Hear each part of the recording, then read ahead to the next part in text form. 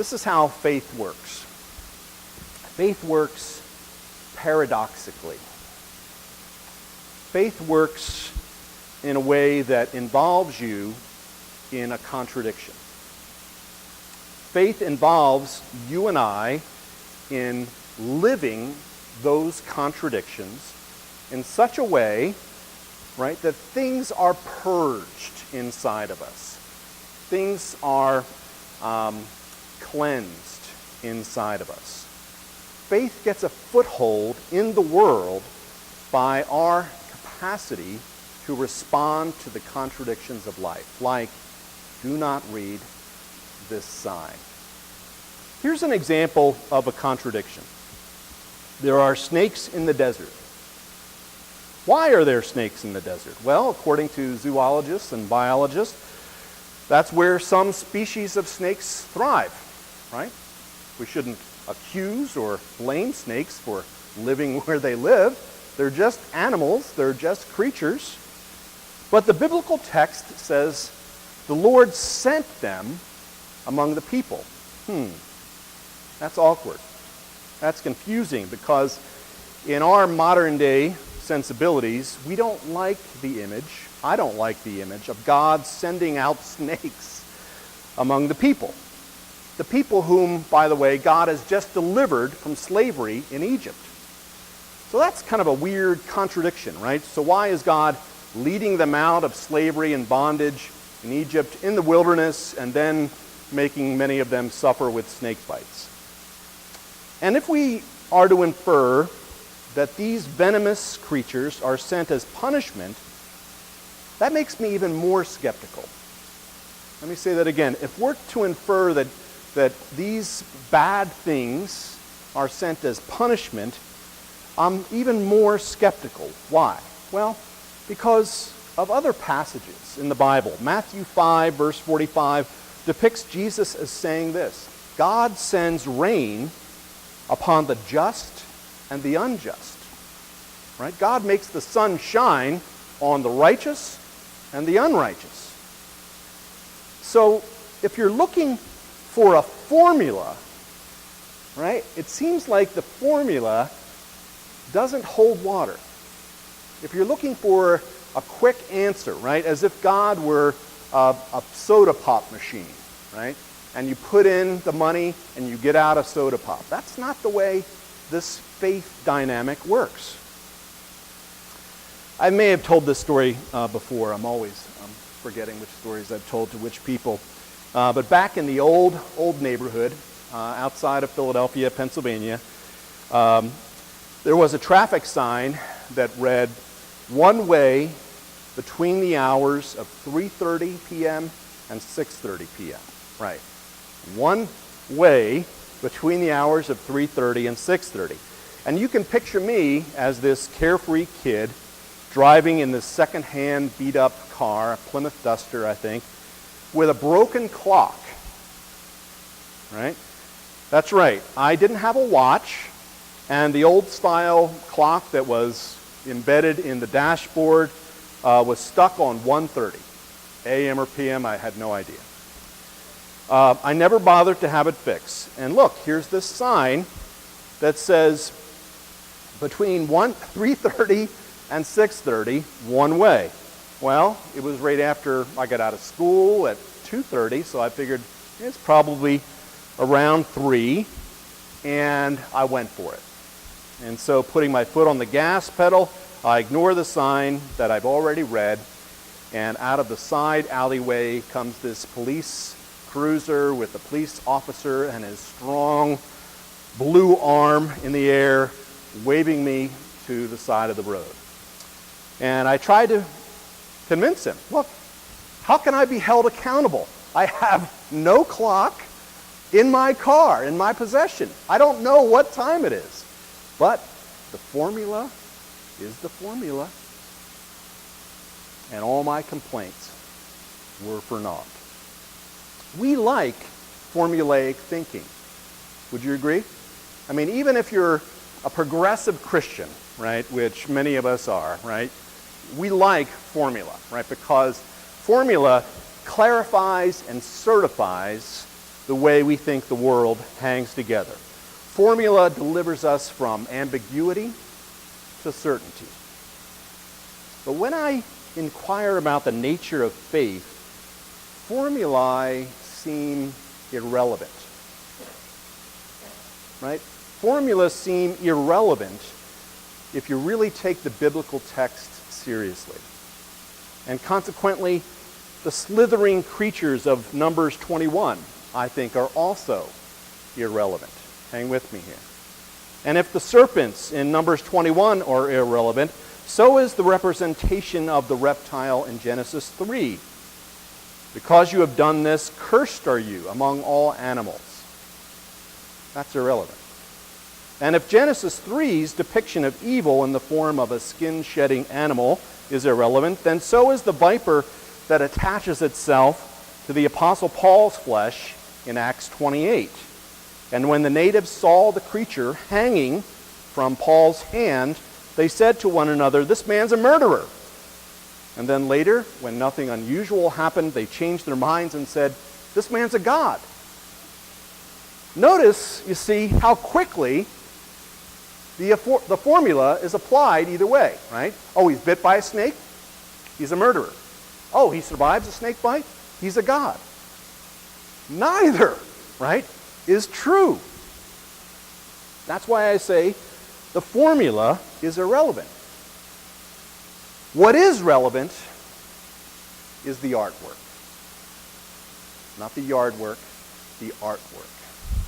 What is relevant is the representation, the representation that God instructs Moses and us to make. What is relevant is the way God invites us to take the very thing that threatens us, the very thing that plagues our psyches, the very toxic behaviors throughout history, and represent them to ourselves, to God, and to others. What is relevant is what we do with the sometimes terrible and sometimes terrific circumstances that we face in the journey. And here, with authenticity and not delusional avoidance, the purging contradictions of faith come into stark relief. Listen to this verse, verse 9. Whenever a serpent bit someone, that person would look at the serpent made of bronze and live. Wow. Very strange. Now you may be wondering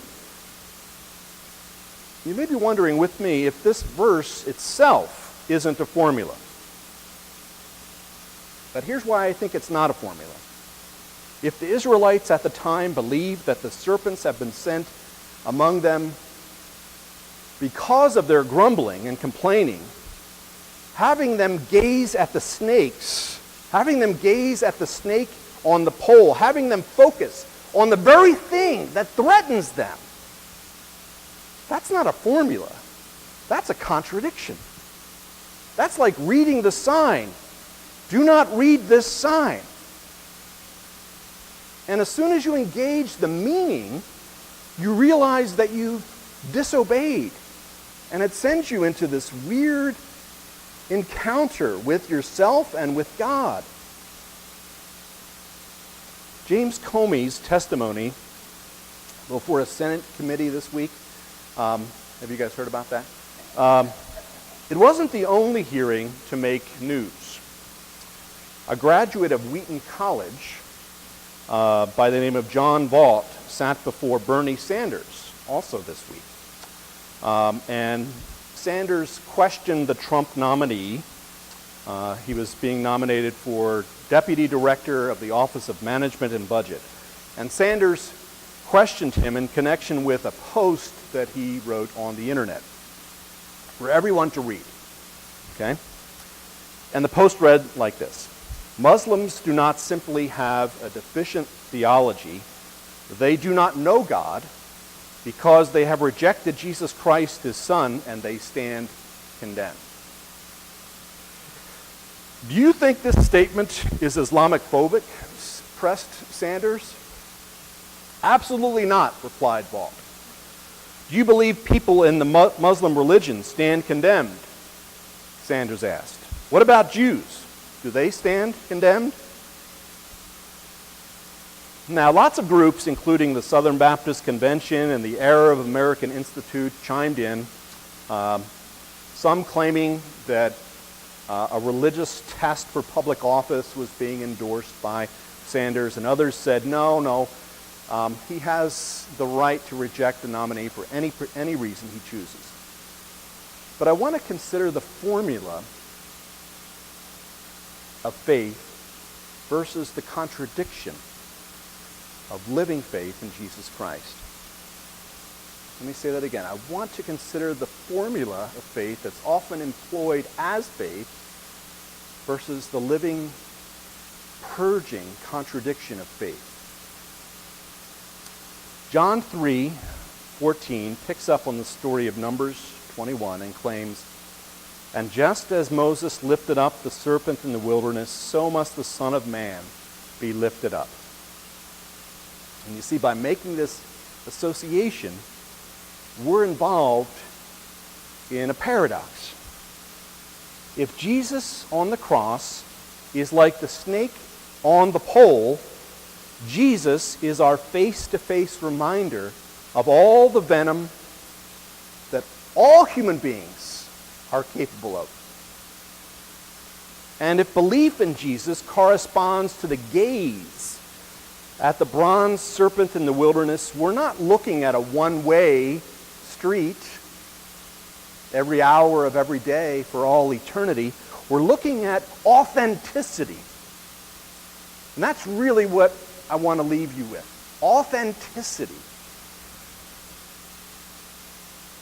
Do you understand? I don't know.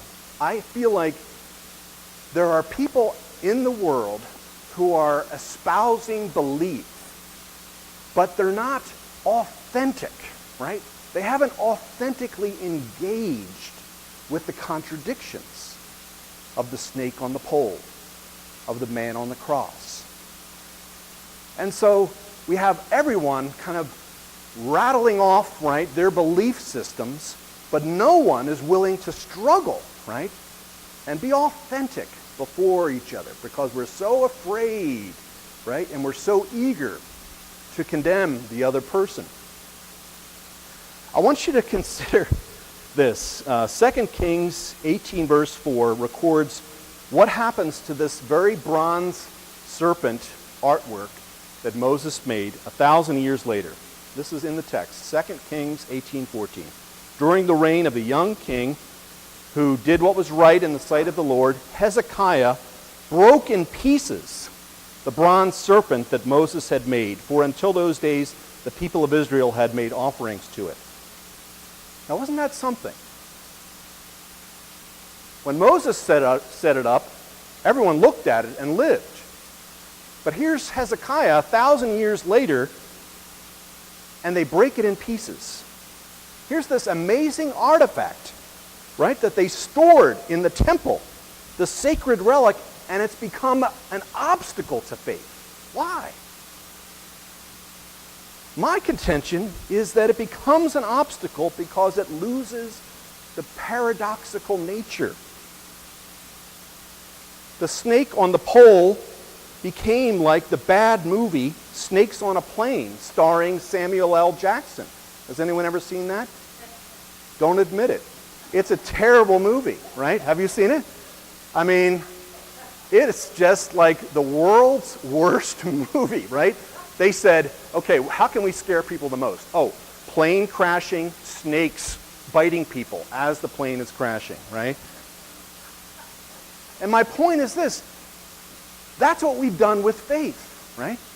We've made faith this straightforward, direct thing, and it's not. It is an indirect journey, right? That involves us in contradictions. The Last Battle by C.S. Lewis is the culminating book in a fantasy series called Chronicles of Narnia. And the Chronicles of Narnia, as many of you may know, is about Aslan the lion. And Aslan the lion is a Christ figure in these stories, right? He is actually sacrificed by the white witch on the stone table. So it's pretty obvious that for C.S. Lewis, the author, Jesus is being represented, and I love this alliteration here, forgive me, by this feral, feline fantasy form. Okay? Every time you see Aslan, right, you think Jesus, right? Or that's what you're supposed to think. And I remember reading these things and again, eventually watching the movie and thinking, this is beautiful, this is really creative. But here's this book, The Last Battle, is really what involves me in the contradiction of faith. And I want to just read it to you and ask what you think a little bit later. Many in Narnia, in the book The Last Battle, have been duped by a false Aslan, right? They get